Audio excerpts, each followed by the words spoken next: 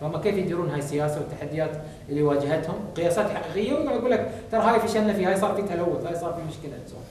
طبعا ايضا وجود نظام تدير البلديه يدعم التوازن في منظومه التنميه الاجتماعيه، فكيف ان الناس دي ما تاثر. وهي ذكرني مره ثانيه بالهنود، انا دائما اقول لكم افرق بين الهنود وبين الصينيين، ان الهنود وايد ايثيكال دريفن، لذلك ما زلنا نشوف الاسلامز في نيودلهي.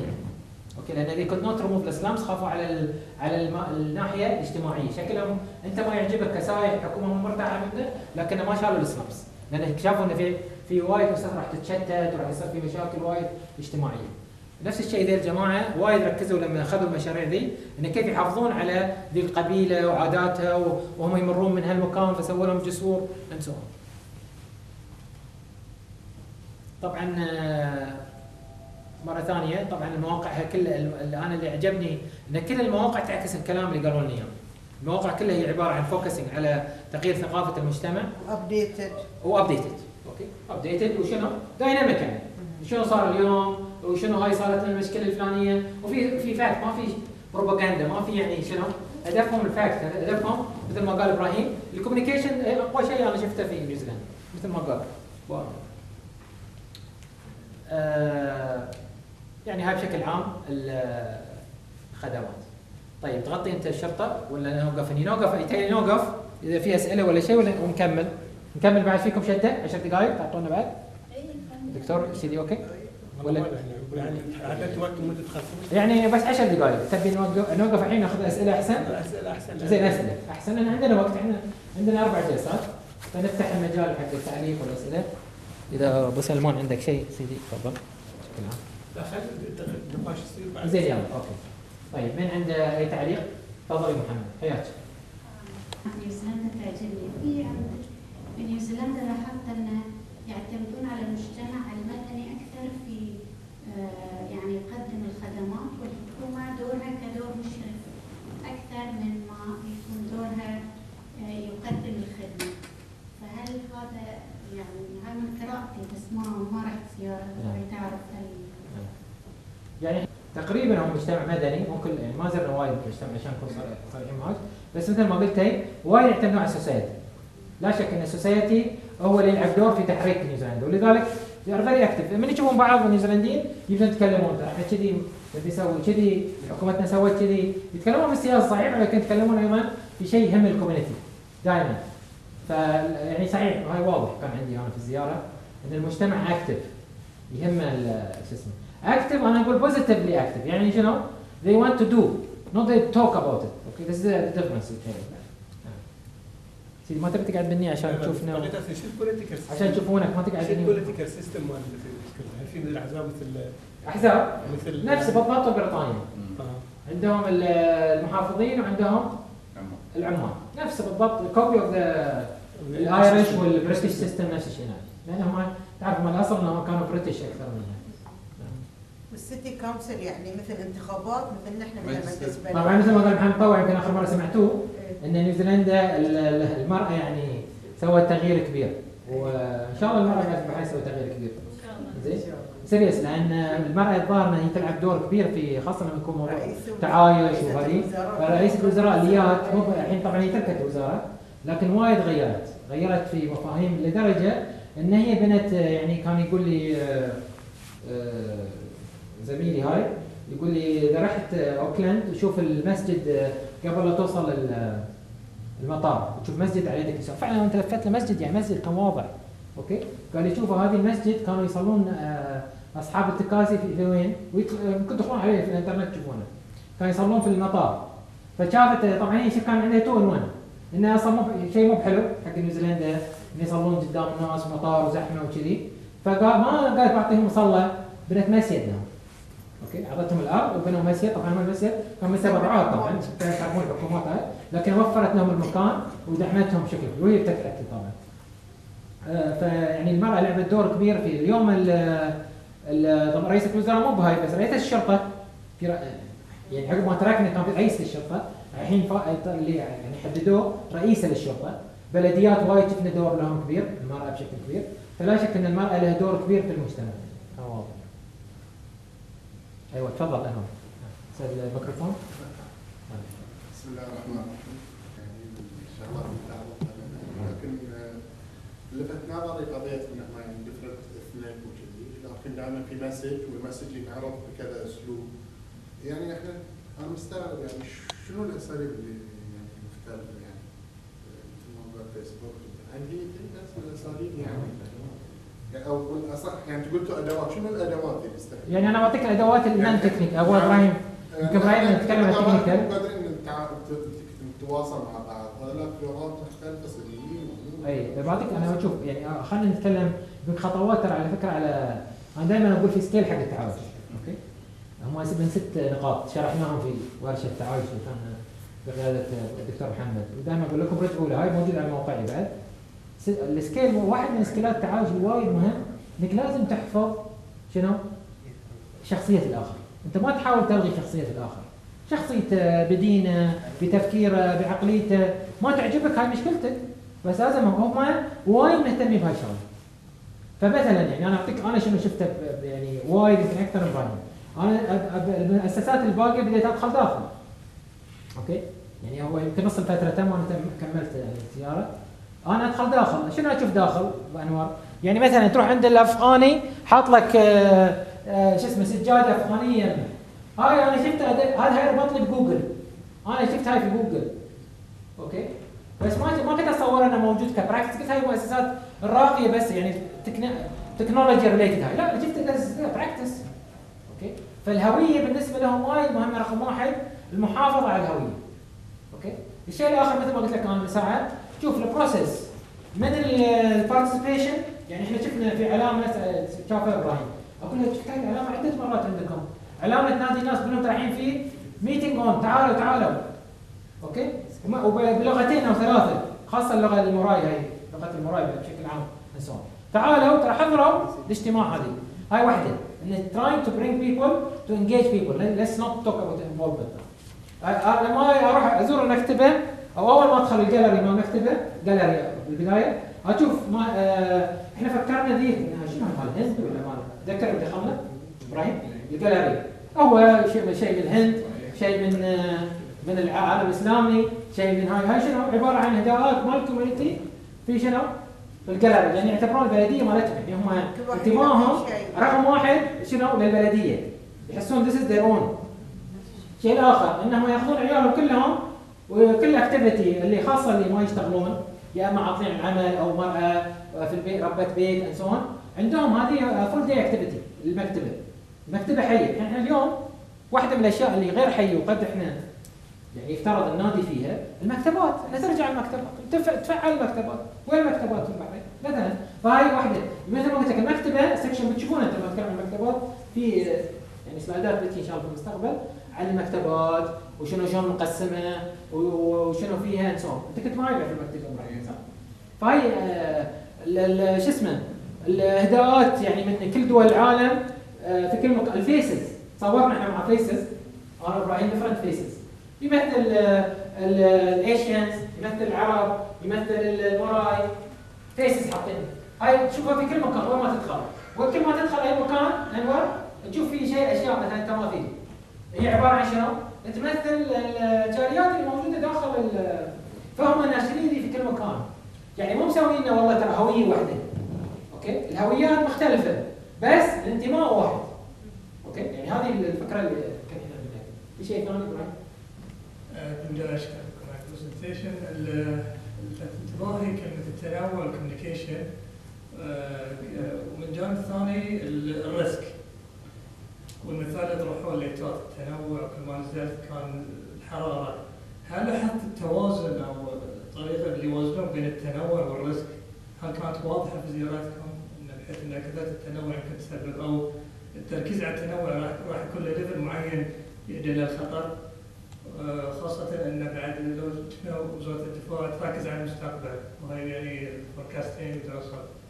فهالجانب كنت يعني هو قال لكم ابراهيم هنت، يعني احنا فهمنا من ذي الجماعه وايد يقرون، يعني هم كانهم يحطون سياسات حق البلد توجه، يعني هم صايرين وايد كان ثينكينج تانك مال الدفاع. لما نتكلم عليه نتكلم ترى وايد، يعني قعدنا معاهم يعني لانش، هو كان ديورنج ذير لانش، يلا حصلناهم واحنا ضبطنا وقتنا معاهم على هالوقت يعني. اوكي بس يعني واحد كبير في الدفاع ووقتنا اللي هي الخبيره داخل وزاره الدفاع. لا شك انها 100% طبعا ما قالوا لنا اياه، ما رفضوا لما قلت لهم على الصينيين مثلا. في هجوم صيني غير طبيعي على البلد بشكل واضح، يعني تشوفهم في كل مكان في كل، بس ما وصلوا وين؟ ما وصلوا احنا وايد كنا في الجنوب، يعني قصدي في القرى. احنا وايد دخلنا القرى واحنا ما يعني دخلنا كل الجزيره ذي اللي هي فيها اللي ما فيها شو اسمها، مو كرايست تشيرش الثانيه اللي فيها ويلينغتون وفيها اوكلاند. هم جزيرتين تعرف، الجزيره اللي فيها اللي صار الزلزال فبعدنا عنه والجزيره الثانيه هي الاكبر وهي اللي فيها العاصمه التجاريه والعاصمه العاصمه الرئيسيه الكابيتال. اوكي، فلا شك انهم عندهم كالكوليشن اوف ريسك من ناحيه شنو هم يقللون الريسك. شوف هو عكس اللي انت قاعد يعني ار هنتنج. اوكي، انه مو لان عندي ريسك فانا مثل ما دائما يقول محمد مطوع اقوم ايش اسوي؟ اقوم اكات. انا مضطر، هو ما في ريسك ما بدون ريسك. فلان انا قاعد ابي ريسك فقاعد اي مانجينج ذا ريسك بحيث انه شنو؟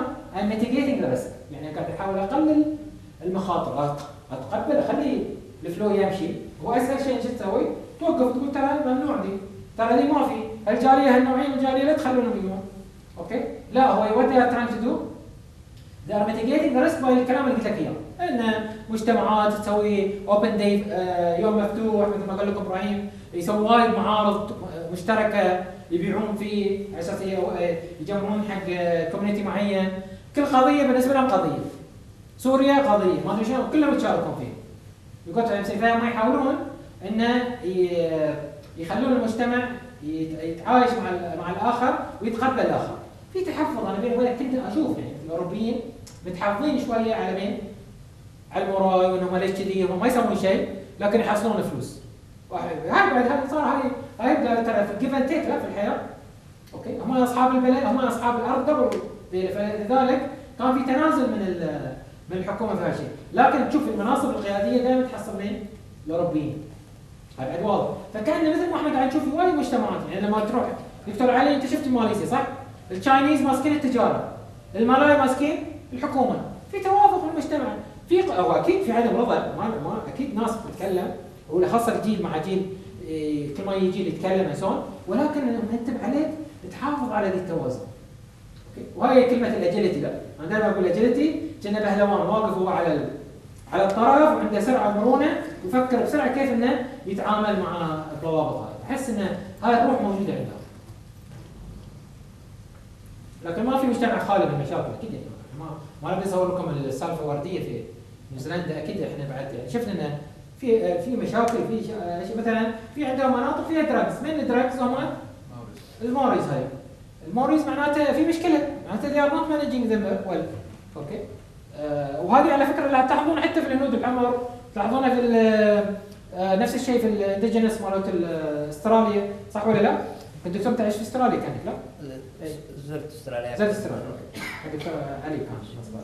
فالمهم زبده يعني لا شك ان في تحديات في هاي الشغله، they are trying to manage that يعني بشكل عام. يقولون يعترفون احنا في المرايد الحين حتى الان مو قادرين، خاصه انهم طبيعتهم يعني شارهين في الاكل ويشربون وايد.